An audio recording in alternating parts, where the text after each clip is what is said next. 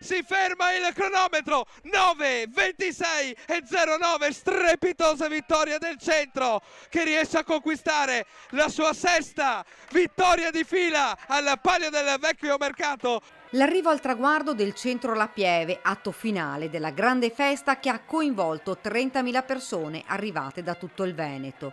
Un successo quello del Palio del Vecchio Mercato di Montebelluna, che racconta anche di un nuovo record di ascolti per Antenna 3. 538.000 contatti nella giornata durante la lunga diretta che vi ha raccontato momento dopo momento l'attesa, la tradizione e la gara fino all'epilogo.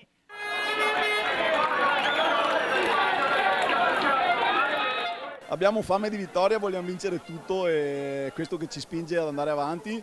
E i ragazzi che ho sono tutti atleti, sono tutti professionisti perché sono abituati a far fatica e a arrivare all'obiettivo sempre e comunque nel limite del possibile, chiaramente. Una Montebelluna che ha festeggiato la 33esima edizione di una manifestazione sempre più seguita tra storia, tradizione e l'evento clou della competizione sportiva. Ci tengo a dire però che in generale il Palio ha alzato il livello, tante squadre hanno fatto molto meglio dell'anno scorso, a dimostrazione dello spirito di allenamento, dell'impegno, della grande passione che anima questi ragazzi e queste ragazze. Questo per noi è forse la cosa più importante di tutte. La gara è stata preceduta dalla sfilata storica che per il secondo anno è scesa dal Colle al Piano e fra le centinaia di figuranti si è visto nelle ricostruzioni delle varie squadre uno spaccato della vita di Montebelluna tra la fine Ottocento e inizio Novecento.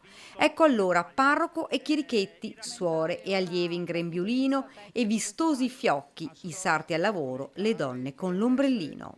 È stata un'edizione veramente di carattere straordinaria come l'era stata anche l'anno scorso. Uscivamo da un periodo di Covid, quindi vedere che comunque c'è una forte affluenza, questo non può che rendere il cuore pieno di gioia. Oltre 500.000 di contatti nella giornata, un altro record fiore all'occhiello per Media Nord-Est che continua a raccontarvi i 1000 volti del nostro e vostro territorio.